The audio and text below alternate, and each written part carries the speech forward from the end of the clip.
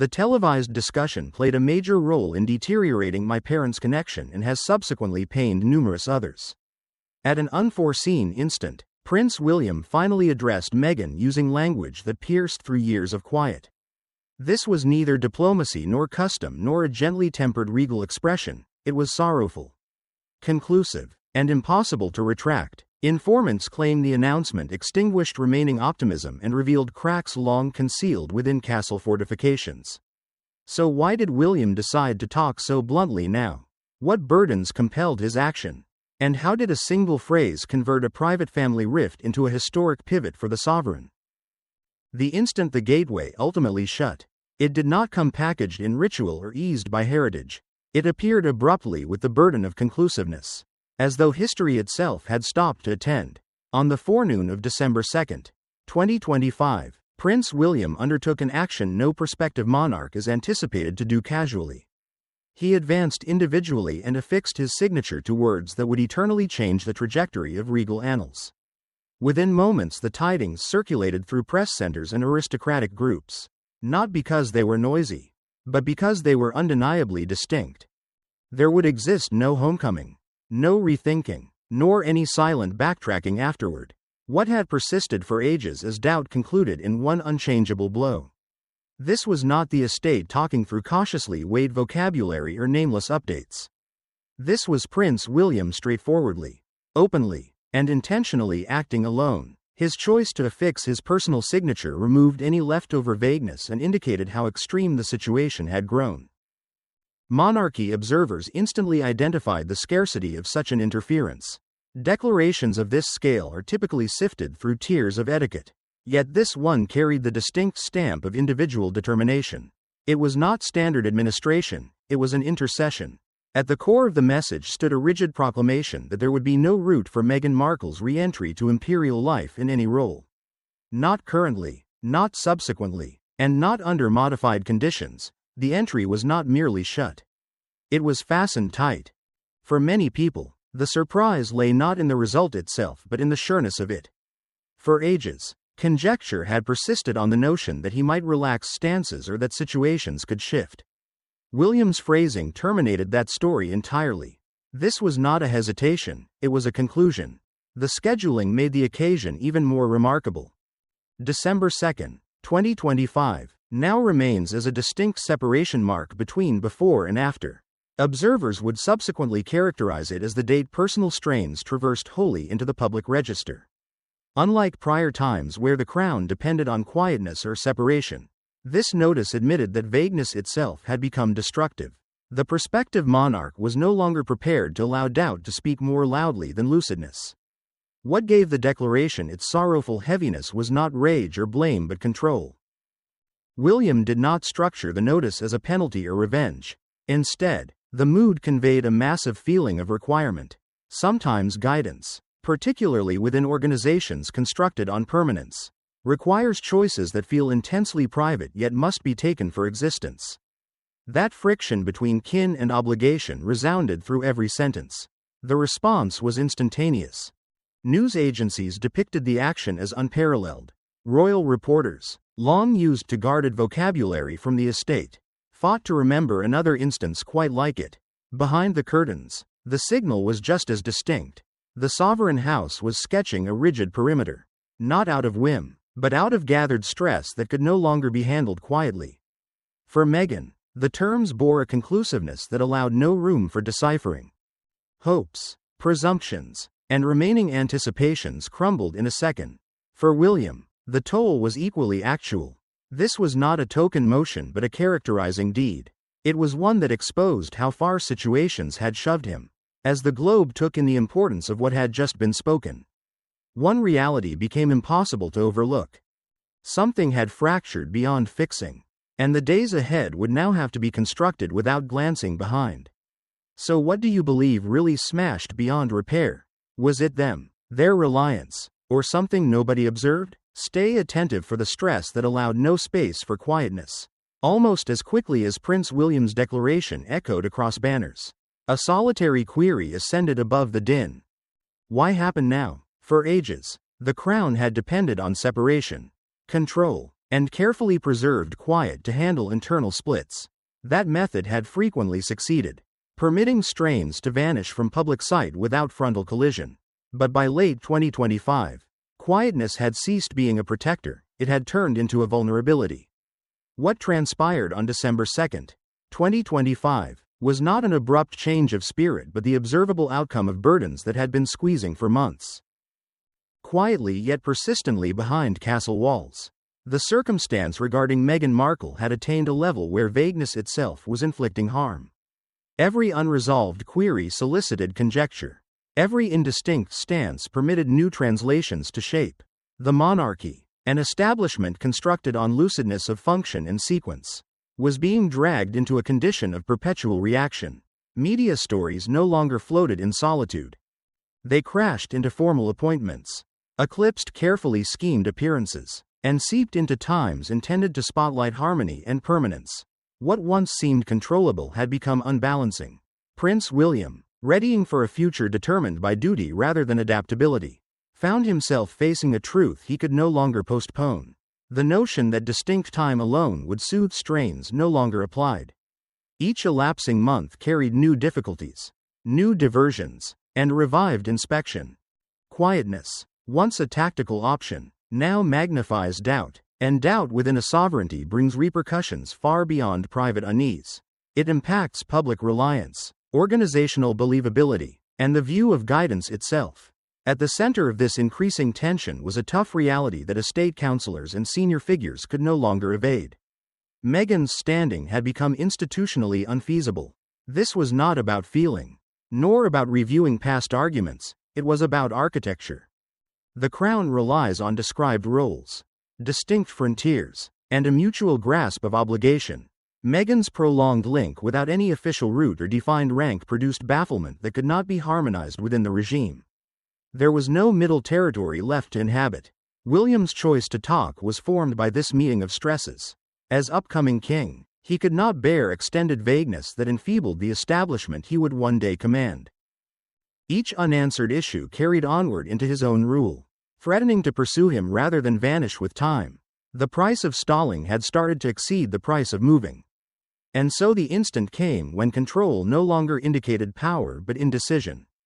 What made this time particularly fierce was its certainty. The declaration did not arise from fury or whim but from computation and duty. Those near the operation realized that William had attained a threshold where command required clarity. Even if that clarity bore private forfeiture, the crown had come to a snapping point where shielding its future necessitated sketching a mark that could not be smudged later. In talking when he did, William converted a lasting query into a conclusive reply. The sadness lay not in the solidity of the terms but in the reality that they had become inescapable. This was not a choice born from feeling but from necessity. It was shaped by months of tension that allowed no space for postponement and no secure spot left for quietness to conceal. Now what invisible repercussions will spread from a selection nobody anticipated? Keep viewing inside the gale nobody was intended to witness. By the time Prince William picked clarity over quiet, the choice had already been formed by months of stress unfolding far from public sight. What the Globe viewed as abrupt was, inside castle walls, the consequence of a slow crushing tension that refused to relax. Throughout much of 2025, senior helpers and media squads watched designs appear that felt increasingly intentional. Not chance. Tales involving Meghan Markle did not merely surface, they came with timing so exact that it started to trigger warnings. Royal agendas are mapped well ahead, and designs become impossible to disregard when banners consistently appear at crucial times.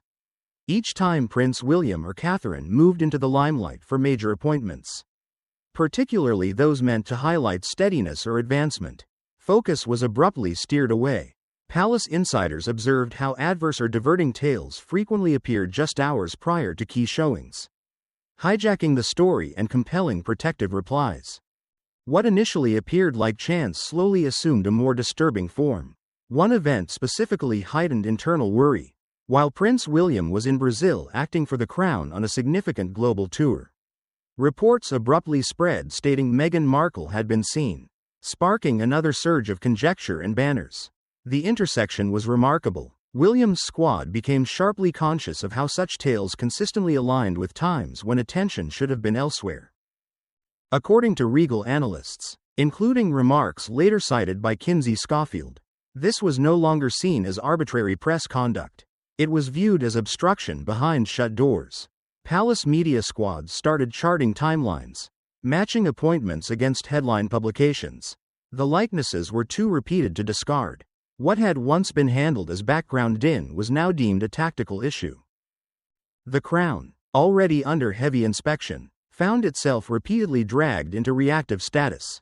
Each disturbance enfeebled command over communication and wore down the feeling of authority the establishment relies upon. As these designs heightened, worry expanded beyond public relations. Security updates started to mirror the results of increased online actions. Coordinated negative drives, some hostile enough to justify formal evaluation, were increasingly aiming at senior royals. Catherine specifically felt the heaviness of this intensification. What started as media stress now bore emotional and private repercussions affecting daily existence and domestic health. The estate could no longer divide banners from real-world influence. Internally, the conviction took root that the Crown was confronting something more intricate than bad press. Advisors depicted it as a pressure vessel effect where media steering, public view, and organizational weakness were feeding into each other. The Sussex dilemma, unsolved and undefined, operated as a perpetual trigger spot. Every fresh tale reopened old inquiries and extended instability. For Prince William, this change was critical. The understanding that private clan strains had developed into institutional menaces compelled a reconsideration of former control. Quietness was no longer enclosing the trouble, it was facilitating it. The longer things stayed unsolved, the simpler it became for outside powers to misuse uncertainty. This was no longer about handling connections quietly but about shielding the monarchy's capacity to operate without perpetual disturbance. As the internal proof grew, so did the necessity. What had once been handled through endurance and distance now required a stronger rejoinder. The fortifications of the estate, long trusted to soak up stress, were no longer holding it back. And with every elapsing week, the price of inaction became weightier, shoving Prince William nearer to a choice that would redesign everything. As secrets scraped their way into the open, could the diadem survive the gale within, or would everything crumble, stay attached when the fight reached the center of the clan? As the stress grew inside castle walls, the emergency started to move in a deeply private direction. What had begun as an organizational test measured in banners and planned gatherings gradually found its path into the most intimate nooks of domestic life. For Prince William, this was the instant when the matter ceased being only about the crown and became distinctly about shielding those nearest to him. At the core of that change stood Catherine. Throughout much of 2025, Catherine had quietly soaked up the tension that came with the unceasing media loop. Publicly, she continued her labor with calm poise, appearing collected and dedicated to her missions. Privately, however, she started to observe a design that disturbed her. Media tales did not simply critique or guess, they seemed to ascend in direct answer to her public endeavors. Moments intended to spotlight her labor or bolster steadiness were repeatedly eclipsed by abrupt negative stories. To Catherine, this no longer felt like a chance, it felt directed. By early November, the burden of these events could no longer be borne singly.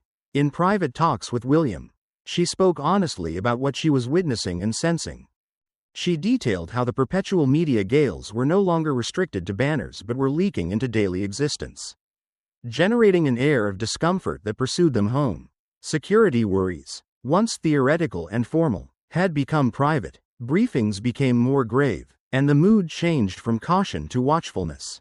What bothered Catherine most was not her own public look but the impact this setting was having on their clan. The feeling of being viewed, studied, and assaulted wore down the sense of security that home is intended to offer. It impacted schedules, choices, and the simple liberty to live without perpetual weariness. She made it distinct that this was no longer viable, especially with their offspring growing more conscious of the globe around them. These talks hit William profoundly. Long recognized for his shielding nature, he found them honed by the realization that the situation was no longer kept within castle walls. What had been portrayed as a remote quarrel now bore actual repercussions for his spouse and offspring. The boundary between public obligation and private existence had smeared beyond identification. For William, this was not just about standing or heritage, it was about protecting the people he cherished. Catherine's viewpoint added a potent emotional necessity to choices already hard with duty. Her remarks validated what counselors had cautioned, that unsolved strains were generating a ripple influence touching every piece of their lives. The assaults were no longer featureless or abstract. They were felt in times of worry, in restricted safety rules, and in the perpetual need to be on alert. Watching Catherine bear this load changed the character of William's determination. Leadership, he realized, could not arrive at the price of family health. Protecting the monarchy's future meant first shielding its center. The notion of proceeding with distinct boundaries suddenly felt risky, not controlled. Catherine's breaking spot became a turning spot, changing months of tactical worry into a deeply human necessity.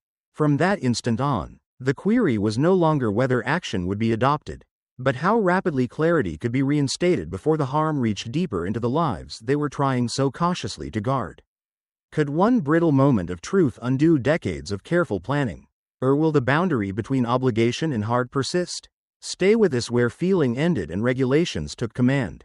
After the emotional heaviness of Catherine's worries redesigned the necessity of the circumstance, the next stage unfolded with far less heat and far more accuracy.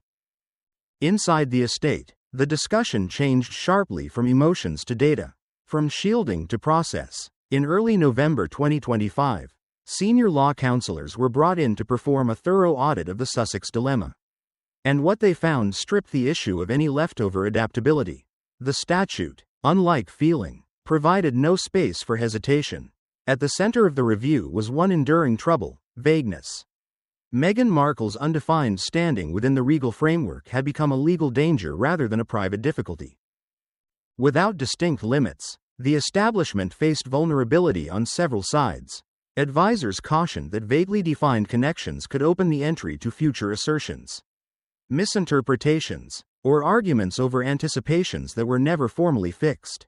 In an organization ruled by precedent and etiquette, doubt was not just awkward, it was perilous. Security was one of the most instant worries. Royal protection runs on rigid laws tied directly to official tasks and duties. An unclear position complicated choices about safety, especially during global travel or high-visibility times. Legal experts emphasized that vagueness could lead to holes in coverage, baffling overpower, and risen weakness. What might seem handleable on paper became far more grave when converted into real-world hazard.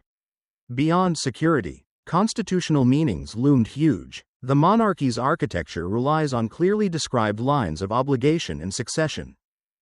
Any view that roles could be pliable or informally reallocated threatened to weaken that frame. Advisors warned that prolonged doubt could stoke public bafflement, raise queries about the future participation of non-working royals, and debilitate faith in the institution's permanence. Reputational harm, once set in motion, would be hard to restrict. The legal squad's deductions were straight and unyielding. Keeping a vague or optimistic stance was no longer a choice. Their suggestion was plain. The Crown needed firm, unmistakable, and concluding limits. Anything less would extend exposure to evadable hazard. Each postponement increased the probability of future legal contests, security lapses, or constitutional dispute. For an establishment already steering public inspection and internal tension, this was a hazard too huge to take. For Prince William and King Charles, the discoveries compelled a showdown with an awkward reality. Good aims and endurance could not supersede legal requirement. While emotional thoughts had propelled necessity, it was the legal frame that deleted any remaining selection. The counselors made it distinct that conclusive action now would avert far greater difficulties later. Waiting, they cautioned, would only intensify the eventual debris. This stage of the emergency signaled a turning spot. What had started as a hurting family issue and developed into an organizational worry was now firmly rooted in legal duty. The sadness of the circumstance lay in this crash between human connections and stiff structures. Once the statute sketched its mark, there was no area left to bargain. As these deductions were soaked up within the estate, the route forward shrank dramatically. The choice was no longer about what felt correct or incorrect but about what was mandated to shield the crown from enduring injury. and with legal lucidness replacing emotional argument. The result moved from likelihood to inescapability, setting the platform for repercussions that would soon reach far beyond Britain's frontiers. Now as might changes behind shut doors. Which concealed truth will smash the palace walls and who will outlast its debris? Keep viewing when the globe started watching too intently. Once the legal deductions were laid naked, it became distinct that the results of inaction would not halt at palace entrances. What had started as a deeply private and organizational fight was now flowing onto the global platform. By late 2025, the disturbance surrounding the Sussex situation had started to register outside Britain, prompting quiet but grave worry among the nation's diplomatic allies. The monarchy, long viewed as a column of British character and clout, was being seen through a glass of doubt. Behind the scenes, agents at the Foreign Bureau took note. Senior envoys raised warnings about how the continuing instability was being viewed overseas. While no public notices were made, internal talks mirrored growing discomfort. Allied lands were increasingly conscious of the visible cracks within the regal clan. And with that awareness came queries. Could the crown still operate as a trustworthy emblem of continuity? Could it continue to back Britain's global stature without diversion or hesitation? These worries came to a peak in November 2025 when a senior Foreign Bureau figure asked for urgent talks. The signal was tempered but undeniable. International allies were watching closely, and the extended doubt surrounding the Sussex matter was starting to cast a gloom over Britain's soft power. The monarchy acts a unique part in diplomacy, serving as a cultural anchor and a sign of permanence that goes beyond politics. When that sign appears unsettled, its clout weakens. For Prince William, these cautions carried specific heaviness. As the future king, his task would stretch far beyond ritual obligations.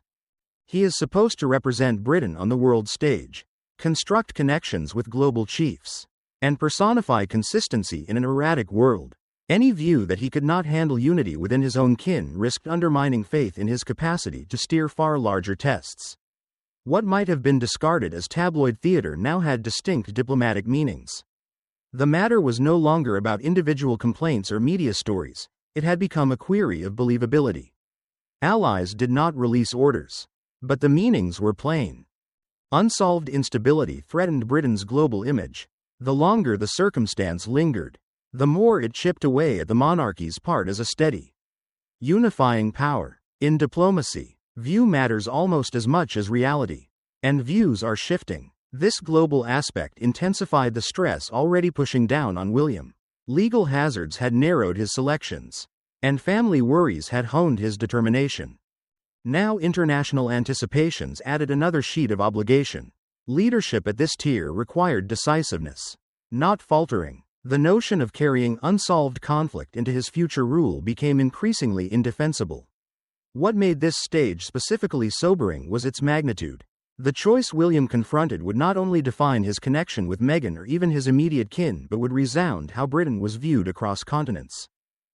The monarchy's clout relies on faith, permanence, and clarity. Without those, its capacity to serve as a diplomatic resource lessens. As cautions from abroad joined stresses at home, the reality became inescapable. The Sussex circumstance was no longer kept within family or establishment, it had become a matter of national and global significance. And with the globe now watching, the price of delay grew heavier still, shoving events toward a finish that would soon redesign the monarchy's future and redefine William's path as a global statesman. And as the world watches, will quietness protect the diadem or expose cracks that could redefine the sovereign house forever? The quietness that followed the final decision after the warnings from abroad and the legal lines drawn at home carried a different kind of heaviness. It was quieter, weightier, and far more thoughtful. The necessity that had propelled the process gave way to something more sobering: the realization of what had been permanently forfeited. When William's notice was released on December 2, 2025, it did more than clarify the monarchy's stance, it shut a chapter that could never be reopened. No matter how time might soothe feelings. For Meghan Markle, the results were instant and absolute. The notice did not merely restrict future participation, it ended it wholly. Any remaining link to regal life, however token, was cut. There would be no formal function, no ritual participation, and no route back into the organizational frame that defines the crown. What had once existed as likelihood, however distant, vanished in a single declaration. The conclusiveness was not theatrical in mood, but it was crushing in meaning. One of the most distinct losses was safety. Royal protection is not a private perk but a function of obligation and role. With the door firmly shut, entry to formal security plans tied to the institution was removed. This shift emphasized the gravity of the choice. It was not symbolic distance but practical division. Alongside security, all forms of formal backing, representation, and inclusion in future regal events came to a stop. The division was total, not fractional. The impact stretched beyond Meghan herself.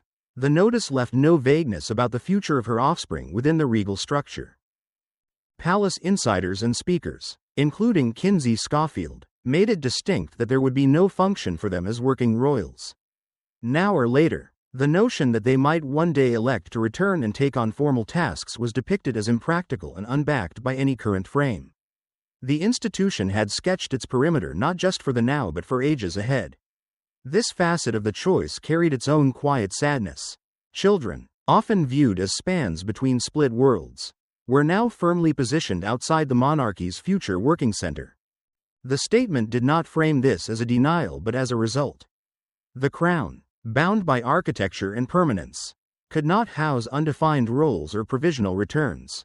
In selecting stability, it accepted permanent separation. For Prince William, the private price of this moment was impossible to overlook. This was not a triumph nor a show of command for its own sake. It was an admission that guidance sometimes requires shutting entries that once held significance. Those near William realized that the choice weighed heavily on him, shaped by months of stress, worry for his clan, and duty to the establishment he would one day lead. His words were not about fault but about limits. This moment is now widely viewed as one that will characterize William's future rule. Not because of its harshness but because of what it exposes about his method to leadership. Faced with overlapping pressures, emotional, legal, and diplomatic, he picked clarity over ease. He accepted that unsolved connections, when left to drift, can unbalance not only families but institutions constructed on faith and order. In drawing a final mark, he showed a readiness to make choices that shield the whole, even when the price is deeply private. The sadness of the situation lies in its inescapability. By the time the notice was made, choices had already crumbled under the weight of hazard and doubt. Silence had flopped, vagueness had become perilous. What remained was a selection between extended instability and decisive separation. William picked the latter, fully aware that it would be misread by some and hurting for many. As the meanings continued to unfold, this moment stands as a memory that the monarchy's greatest tests are often not outside but inside. The shutting of this door redesigned the future for Meghan and her offspring. But it also redesigned the anticipations placed on William.